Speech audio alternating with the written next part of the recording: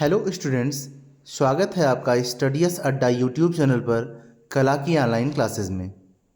जैसा कि पिछले क्लास में हम वैदिक काल के बारे में पढ़ चुके हैं और आज की क्लास से हम द्वितीय नगरीकरण सभ्यता के बारे में पढ़ेंगे। हमने देखा कुछ विद्यार्थी ऐसे भी हैं जो केवल स्क्रीनशॉट लेते हैं, वीडियो में से केवल स्क्रीनशॉट लेके रख लेते हैं।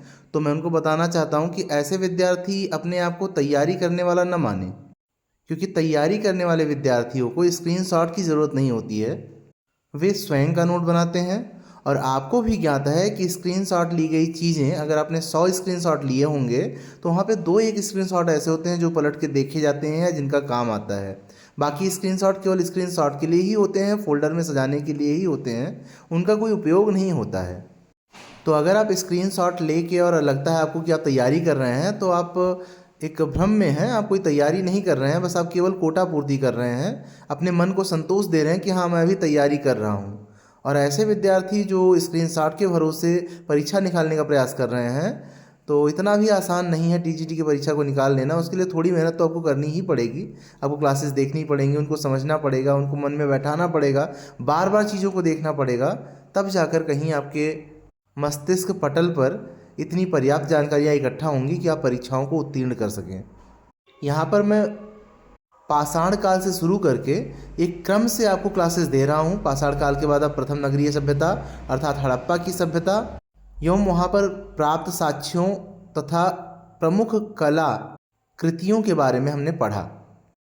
पाषाण काल में हमने पुरा पाषाण काल, नव पाषाण काल, मध्य पाषाण काल में प्राप्त सभी कलात्मक वस्तुओं के बारे में या उनसे जुड़ी हुई गुफाओं के बारे में या उनकी कलाकृतियों के बारे में, उनके चित्रों के बारे में हमने पढ़ा। इसके बाद हमने पिछली कुछ कक्षाओं में वैदिक काल की सभ्यता में जो कला संबंधित चीज़ें थीं अर्थात साहित्य संबंधित चीज़ें थीं उनके बारे में पढ़ा, जहाँ से भी प्रश्न बनते हैं। अब आप ये नहीं सोचेंगे कि वैदिक काल में कला की कोई कृतियाँ नहीं मिलती हैं तो वहाँ से प्रश्न नहीं बनते हैं। वहाँ से भी प्रश्न बनते हैं और आप विगत वर्षों की परीक्षाओं को देख सकते हैं। ऐसे ही अगला जो आपका टॉपिक शुरू होने वाला है वो है 16 महाजनपद अर्थात द्वितीय नगरीकरण सभ्यता। यहाँ से भी कलात्मक वस्तुएं बहुत कम मिलती हैं, उनके साक्ष्य बहुत कम मिलते हैं, परंतु यहाँ से भी प्रश्न बनते हैं। तो थोड़ी शीघ्रता से, शॉर्ट में, लेकिन यहाँ के बारे में भी आप पर्याप्त जानकारियाँ इकट्ठा करेंगे और क्लास को देखकर 16 महाजनपद के बारे में या कहें द्वितीय नगरीकरण सभ्यता के बारे में उन प्रश्नों को जरूर तैयार कर लेंगे जो परीक्षा में आपके सामने आ सकते हैं। प्रमुख चीज़ें और प्रमुख प्रश्नों को तो हर कोई तैयार कर लेता है। जो सभी प्रश्नों को तैयार करता है, अधिकाधिक प्रश्नों को तैयार करता है, उन्हीं की परीक्षाएं सफल होती हैं। यहाँ से भी विगत वर्षों में प्रश्न पूछे गए हैं, तो थोड़ा शीघ्रता से, संक्षिप्त रूप में ही सही, लेकिन हम इसका भी ज्ञान प्राप्त करेंगे ताकि अगर यहाँ से भी प्रश्न आते हैं तो हम उसको चूकें नहीं। यदि आप तैयारी पूरे मन भाव से कर रहे हैं तो पूरी क्लास देखिए। इसके लिए मैं आपसे कोई फ़ीस नहीं ले रहा हूँ, तो ऐसा भी नहीं कि आप पूरी क्लास देखेंगे तो आपकी फ़ीस कटेगी, बल्कि आपका ही लाभ होगा। तो शुरू करते हैं आज की क्लास, जिसमें हम पढ़ेंगे द्वितीय नगरीकरण सभ्यता के बारे में। इससे पहले 2 मिनट में हम पिछले क्लासेज में जो पढ़ा गया है उसको दोहरा लेते हैं। आपने पढ़ा वैदिक कालीन सभ्यता को। वैदिक कालीन सभ्यता की शुरुआत 1500 ईसा पूर्व से माना जाता है और इसे 600 ईसा पूर्व तक माना जाता है। इस समय जो भी प्रमाण मिलते हैं वो वेदों से प्रमाण मिलते हैं, वेदों के ब्राह्मण ग्रंथों से, आरण्यक ग्रंथों से, उपनिषदों से, इन सभी से उस समय के साहित्य के प्रमाण मिलते हैं। अब यहाँ पर देखा जाए तो चित्रकला, मूर्तिकला, स्थापत्य कला, काव्य कला एवं संगीत कला, इन 5 प्रकार की कलाओं में काव्य कला और संगीत कला, इन दोनों का प्रमाण हमें वैदिक काल से भरपूर मात्रा में प्राप्त होता है। वैदिक काल को 2 भागों में बांटा गया। पूर्व वैदिक काल 1500 ईसा पूर्व से लेकर 1000 ईसा पूर्व तक एवं उत्तर वैदिक काल 1000 ईसा पूर्व से लेकर 600 ईसा पूर्व तक। अब यही 600 ईसा पूर्व के बाद से और 300-200 ईसा पूर्व तक, इस काल को हम द्वितीय नगरीकरण सभ्यता या 16 महाजनपद सभ्यता कहा जाता है। वैदिक काल में वेदों की रचना हुई और वेदों में मुख्य वेद जो थे, मुख्य क्या, कुल मिलाकर 4 वेद थे: ऋग्वेद, यजुर्वेद, सामवेद और अथर्ववेद। पहले वेद त्रयी अर्थात 3 ही वेद थे। अथर्ववेद को बाद में शामिल किया गया। ऋग्वेद दुनिया का सर्व प्राचीनतम ग्रंथ है, जिसकी रचना पूर्व वैदिक काल में मानी जाती है और पूर्व वैदिक काल को हम ऋग वैदिक काल के नाम से भी जानते हैं। सभी वेदों के एक एक उपवेद थे। ऋग्वेद का उपवेद आयुर्वेद, यजुर्वेद का उपवेद धनुर्वेद, सामवेद का उपवेद गंधर्व वेद और अथर्ववेद का उपवेद शिल्पवेद था। वैदिक कालीन सभ्यता ग्रामीण सभ्यता थी।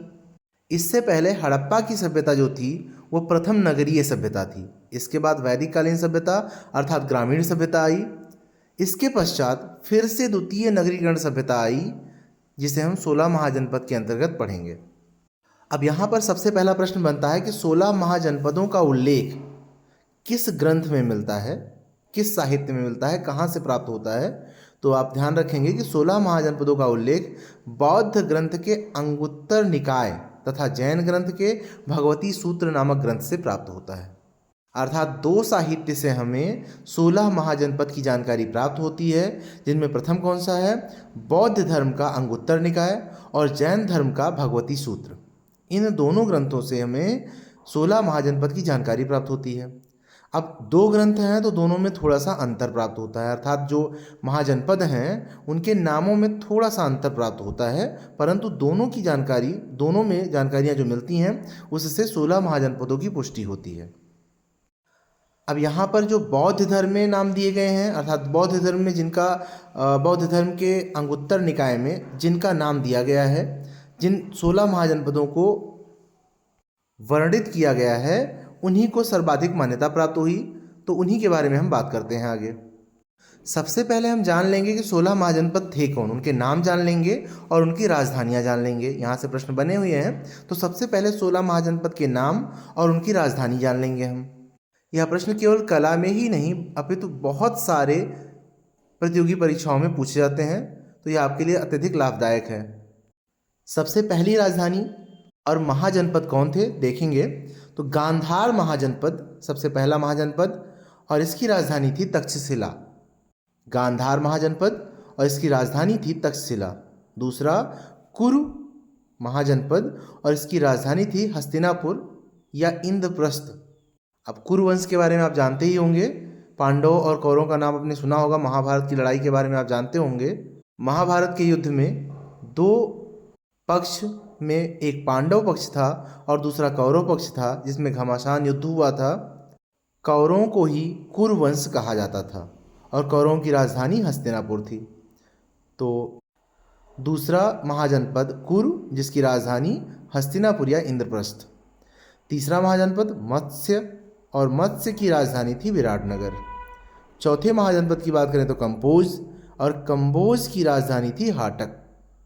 पांचवा महाजनपद था पांचाल और पांचाल की राजधानी थी अहिछत्र काम्पिल्य।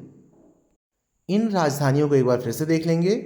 गांधार महाजनपद की राजधानी तक्षशिला, कुरु महाजनपद की राजधानी हस्तिनापुर, मत्स्य महाजनपद की राजधानी विराटनगर, कंबोज महाजनपद की राजधानी हाटक, पांचाल महाजनपद की राजधानी अहिछत्र काम्पिल्य। और इसके आगे देखते हैं सूरसेन महाजनपद, इसकी राजधानी थी मथुरा। अगला अवंती महाजनपद, अवंती महाजनपद की राजधानी थी माहिष्मती या उज्जैनी। चेदी महाजनपद और चेदी महाजनपद की राजधानी थी सूक्तमती। आगे वत्स महाजनपद और वत्स महाजनपद की राजधानी थी कौशाम्बी।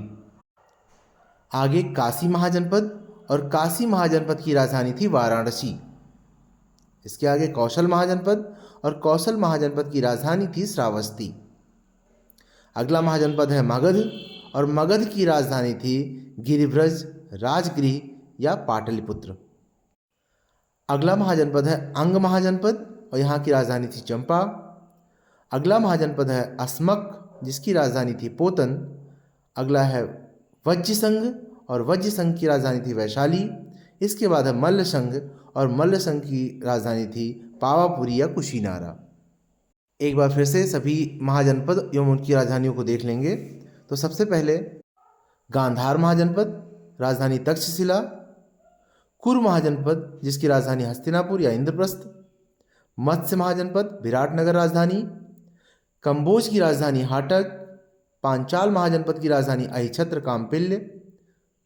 सूरसेन महाजनपद की राजधानी मथुरा।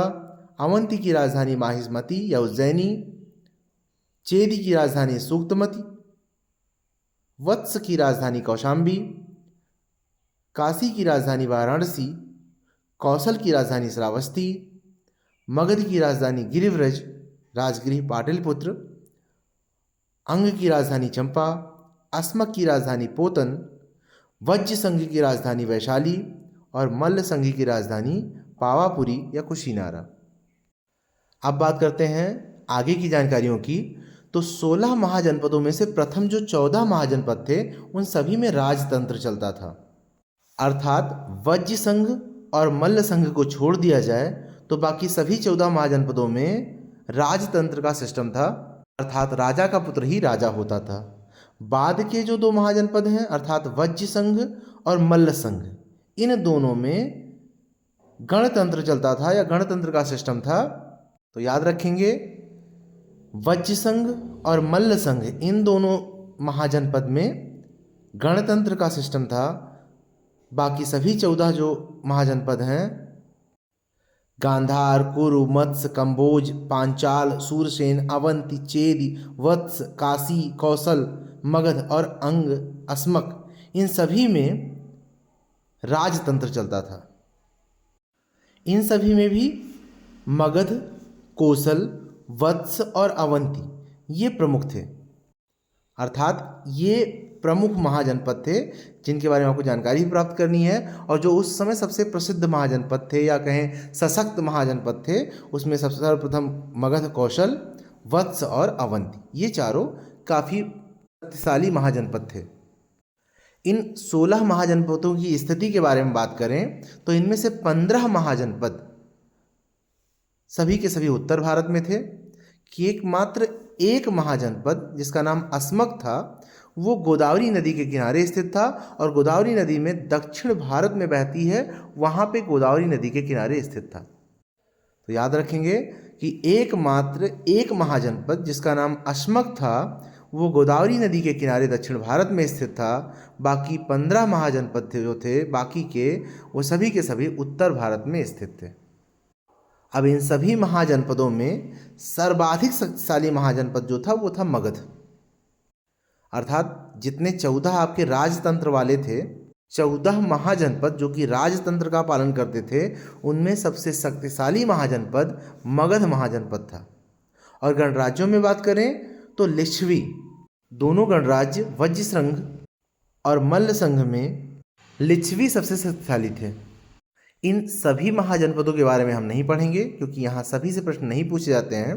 केवल मगध महाजनपद के बारे में हम जानकारियाँ इकट्ठा करेंगे क्योंकि यहाँ से प्रश्न बनते हैं।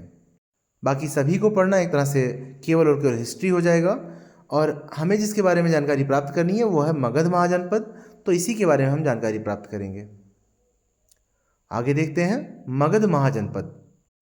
इसकी वजह यह भी है कि मगध महाजनपद के जो भी शासक थे उन्होंने राज्य विस्तार की नीति अपनाई और दूसरे राज्यों से लड़कर, दूसरे जनपदों से लड़कर उन्हें परास्त करके उन पर विजय प्राप्त करके उन्हें अपने आप में मिला लिया और मगध महाजनपद एक प्रकार से मगध साम्राज्य में बदल गया। इसीलिए हम मगध साम्राज्य के बारे में पढ़ेंगे या मगध महाजनपद के बारे में पढ़ेंगे। तो सबसे पहली चीज़ तो आप यही जानेंगे कि मगध महाजनपद के जो शासक थे वो राज्य विस्तार की नीति में विश्वास रखते थे। उन्होंने पूरे भारत पर आक्रमण करके या किसी भी तरह से उनको अपने अधीन कर लिया और पूरे भारत को एक प्रकार से एक जनपद बना दिया या कहीं एक साम्राज्य में बदल दिया। उसे ही कहा गया मगध साम्राज्य। अब मगध साम्राज्य पे जो प्रमुख वंशों ने शासन किया उसमें हार्यक वंश, शिशुनाग वंश, नंद वंश और मौर्य वंश प्रमुख थे। इनका क्रम पूछा जाता है एग्ज़ाम में और कई बार पूछा गया है कि इनका क्रम जो है वो उलट कर दे देगा या बीच बीच में उल्टा सीधा करके दे देगा और कहेगा कि इन वंशों को क्रम से बताइए। तो आप ध्यान रखेंगे कि सबसे पहला वंश जिसने शासक किया वो था हार्यक वंश, इसके बाद शिशुनाग वंश ने शासक किया, इसके बाद नंद वंश ने शासक किया और इसके बाद मौर्य वंश ने शासन किया। मौर्य वंश में काफ़ी कुछ कलाकृतियों के बारे में प्रमाण प्राप्त होते हैं, जैसे कि पाटलिपुत्र में बना हुआ राजगृह या राजप्रसाद जो लकड़ी का बना हुआ एक ऐसा भव्य स्मारक था या भव्य राजमहल था जिसे देखने के बाद हर किसी ने उसकी प्रशंसा की। यहाँ तक कि इलियट ने इसके बारे में कहा कि सूसा तथा एक वतना दोनों के जो राजप्रसाद हैं वो इसकी बराबरी नहीं कर सकते। इलियट ने लिखा है कि सूसा तथा एक वतना, इन दोनों के भी राजमहल बहुत अच्छे थे, तो वही कह रहा है कि सूसा तथा एक वतना के राजप्रसाद भी इसकी बराबरी नहीं कर सकते। इलियट ने ऐसा लिखा है। जब फाहयान भारत आया तो वो भी इसको देखकर बड़ा आश्चर्यचकित हुआ और उसने कहा कि इसे संसार के मनुष्य नहीं बना सकते हैं, इसे जरूर असुरों ने बनाया होगा। तो बहुत काफ़ी सुंदर कलाकृति थी वो। मौर्य काल में ही स्तंभ बने, अशोक स्तंभ का काल भी वही था। काफ़ी कई शिलालेख प्राप्त होते हैं, नहरें प्राप्त होती हैं, तो इन सब के बारे में आगे हम पढ़ेंगे। पहले हम देखते हैं हर्यक वंश के बारे में, या क्रम से पहले हम यही जानेंगे कि कौन से क्रम में किन किन वंशों ने मगध पर शासन किया। तो सबसे पहले हम ध्यान रखेंगे हर्यक वंश, फिर शिशुनाग वंश, फिर नंद वंश और फिर मौर्य वंश। अब इन चारों वंश में जो प्रमुख शासक थे उनके बारे में जान लेंगे, जो कि काफ़ी महत्वपूर्ण है। और अगर आप इस सारणी को ठीक से याद रखते हैं तो आपको आगे की चीज़ें समझने में बड़ी आसानी होगी। तो हर्यक वंश की बात करें तो हर्यक वंश पहला वंश था जिसने मगध पर शासन किया। और हर्यक वंश में बिंबिसार, अजातशत्रु, उदायन और नागदशक, ये चार प्रमुख शासक थे। सबसे पहला बिंबिसार सबसे प्रमुख शासक, इसके बाद अजातशत्रु दूसरा प्रमुख शासक, तीसरा उदायन और चौथा नागदशक। उदायन और नागदशक के बीच में भी कुछ शासक थे पर महत्वपूर्ण नहीं थे। तो इन चार महत्वपूर्ण शासकों को हम ध्यान रखेंगे। ये हर्यक वंश के शासक थे और एक क्रम से हैं, पहले बिंबिसार, फिर अजातशत्रु, फिर उदायन, और उदायन के काफ़ी बाद नागदशक। नागदशक इसका अंतिम शासक था। आगे देखेंगे शिशुनाग वंश के बारे में। तो मगध पर शासन करने वाला दूसरा वंश जो था वो था शिशुनाग वंश, और शिशुनाग वंश में शिशुनाग प्रथम शासक था। शिशुनाग के बाद कालाशोक हुआ। कालाशोक के बाद अन्य 9 शासकों ने भी शासन किया और कुल मिलाकर 9 शासकों ने केवल 22 वर्ष तक शासन किया। उस शिशुनाग वंश में आप 2 प्रमुख राजाओं को जानेंगे। शिशुनाग, 2 प्रमुख शासक जो थे, पहला था शिशुनाग और दूसरा था कालाशोक। इसके बाद 9 और शासक आए 22 वर्षों में, परंतु कोई भी शासक योग्य शासक नहीं था और वह अपना शासन नहीं चला सका। इसके बाद उदय हुआ नंद वंश का, और नंद वंश का उदय महापद्म नंद के साथ हुआ। महापद्म नंद ने नंद वंश की स्थापना की और इसके बाद घनानंद उसके द्वितीय प्रमुख शासक थे। इसके बाद नंद वंश के बाद चौथा वंश जिसने मगध महाजनपद या मगध साम्राज्य पर शासन किया वो था मौर्य वंश, और मौर्य वंश की स्थापना की चंद्रगुप्त मौर्य ने। चंद्रगुप्त मौर्य के बाद बिंदुसार, बिंदुसार के बाद का अशोक, अशोक के बाद दशरथ, दशरथ के बाद बृहद्रथ, ये सभी मौर्य वंश के शासक थे। एक बार फिर से देख लेंगे। हर्यक वंश, हर्यक वंश से बिंबिसार, अजातशत्रु, उदायन और नागदशक। इसके बाद दूसरा वंश शिशुनाग वंश, शिशुनाग वंश की स्थापना शिशुनाग ने की। इसके बाद कालाशोक, और कालाशोक के बाद 22 वर्षों में 9 शासकों ने शासन किया। इसके बाद उदय हुआ नंद वंश का, नंद वंश की स्थापना महापद्म नंद ने की। जिसके बाद घनानंद, घनानंद उसके शासक हुए, और घनानंद के बाद मौर्य वंश का स्थापना हुई। चंद्रगुप्त मौर्य ने मौर्य वंश की स्थापना की। इसके बाद शासक हुए बिंदुसार, फिर अशोक, फिर दशरथ, फिर बृहद्रथ। यहाँ पर अशोक को कलाओं में विशेष रुचि थी और उन्होंने कई शिलालेख और स्तंभ बनवाए। यहाँ पर दशरथ और अशोक ने गुफाओं का भी निर्माण करवाया, जिनके बारे में आगे हम पढ़ेंगे। आगे देखते हैं। अब बात करेंगे हर्यक वंश के बारे में। तो हर्यक वंश का काल 544 ईसा पूर्व से लेकर 412 ईसा पूर्व तक माना जाता है। सबसे पहला प्रश्न यहाँ से बनता है कि हर्यक वंश के संस्थापक कौन थे। तो हर्यक वंश के संस्थापक बिंबिसार थे, जिन्होंने 544 ईसा पूर्व में हर्यक वंश की स्थापना की। तो हर्यक वंश के संस्थापक बिंबिसार। बिंबिसार का शासनकाल की बात की जाए तो बिंबिसार ने 544 ईसा पूर्व से लेकर 492 ईसा पूर्व तक मगध पर शासन किया, अर्थात इन्होंने कुल मिलाकर 52 वर्ष तक शासन किया। ऐसा माना जाता है कि 14 वर्ष की उम्र से ही बिंबिसार ने हर्यक वंश की स्थापना कर मगध पर शासन किया और 66 वर्ष की उम्र तक इन्होंने शासन किया। तो कुल मिलाकर इन्होंने 52 वर्षों तक मगध पर शासन किया। और मगध की प्रथम राजधानी जो उन्होंने बनाई वो थी गिरिब्रज। तो अब याद रखेंगे, हर्यक वंश ने मगध की जो प्रथम राजधानी बनाई थी उसका नाम था गिरिब्रज। इसके बाद उनका पुत्र बिंबिसार शासक हुआ और बिंबिसार ने लिच्छवी राजकुमारी चेटक की पुत्री चेलना से विवाह किया। पूछा जाता है बिंबिसार की शादी किससे हुई थी? तो बिंबिसार की शादी लिच्छवी राजकुमारी चेटक की पुत्री चेलना से हुई थी। क्या नाम था? चेलना। इसके बाद बिंबिसार ने कोसल के शासक प्रसेनजीत की बहन महाकोसला से भी विवाह किया और इस विवाह के उपरांत प्रसेनजीत ने अपनी बहन की शादी में उपहार स्वरूप बिंबिसार को काशी दहेज में दिया था। अर्थात काशी उस समय प्रसेनजीत के अधिकार में था और प्रसेनजीत ने अपनी बहन की शादी महाकोसला की शादी में बिंबिसार को काशी को दहेज में दिया था। इन दोनों के बारे में याद रखेंगे। बिंबिसार की एक शादी लिच्छवी राजकुमारी चेटक की पुत्री चेलना से हुआ और दूसरा विवाह उनका प्रसेनजीत की बहन महाकोसला से हुआ, जो कि कोसल के शासक थे, कोसल महाजनपद के शासक थे और उनके अंतर्गत ही, उनके अधिकार क्षेत्र में ही काशी था, जिस काशी को प्रसेनजीत ने बिंबिसार को उपहार स्वरूप दिया था। इसके बाद इन्होंने साकल राजकुमारी क्षेमा से भी विवाह किया। इसके बारे में भी याद रखेंगे। इसके बाद बिंबिसार ने अंग महाजनपद को युद्ध में पराजित किया और अपने पुत्र अजातशत्रु को वहाँ की राजधानी चंपा का शासक बनाया। ध्यान देंगे, काशी बिंबिसार को दहेज में मिला था और अंग महाजनपद को उन्होंने युद्ध में परास्त करके जीता था और अपने पुत्र अजातशत्रु को वहाँ की राजधानी चंपा अर्थात अंग महाजनपद की राजधानी चंपा का प्रथम शासक बनाया था।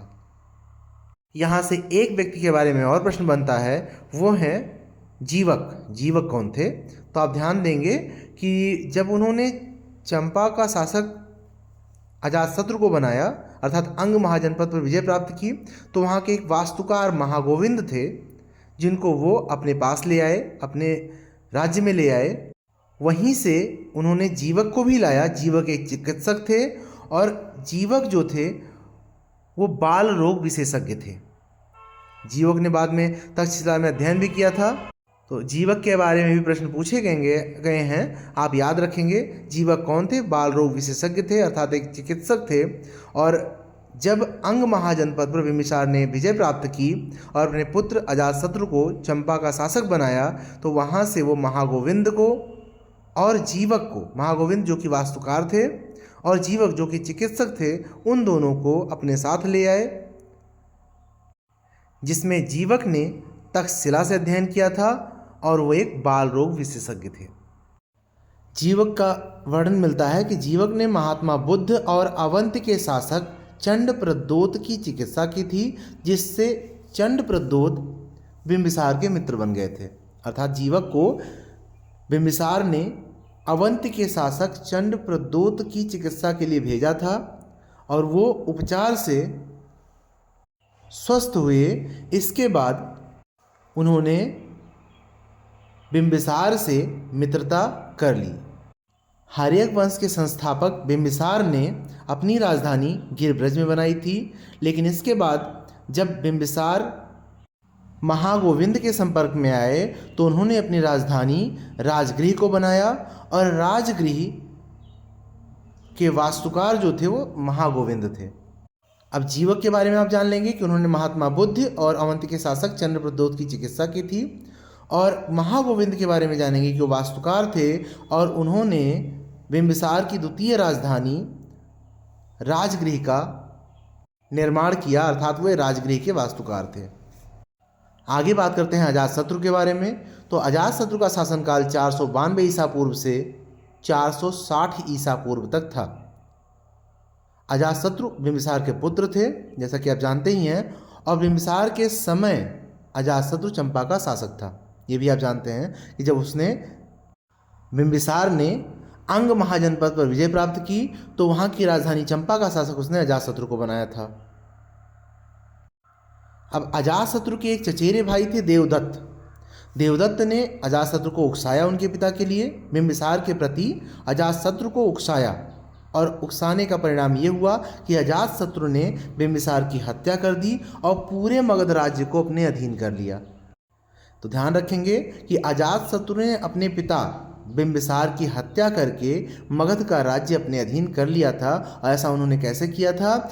उनके एक चचेरे भाई थे देवदत्त, और देवदत्त ने बिंबिसार के प्रति अजातशत्रु को उकसाया, भड़काया, जिससे कि बिंबिसार की हत्या कर दी गई अजातशत्रु के द्वारा, और अजातशत्रु ने पूरे राज्य को अर्थात मगध राज्य को अपने अधीन कर लिया।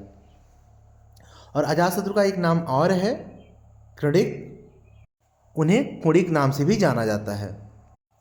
आगे बात करते हैं, अजातशत्रु ने अपनी राजधानी नगर को किलेबंदी करवाई।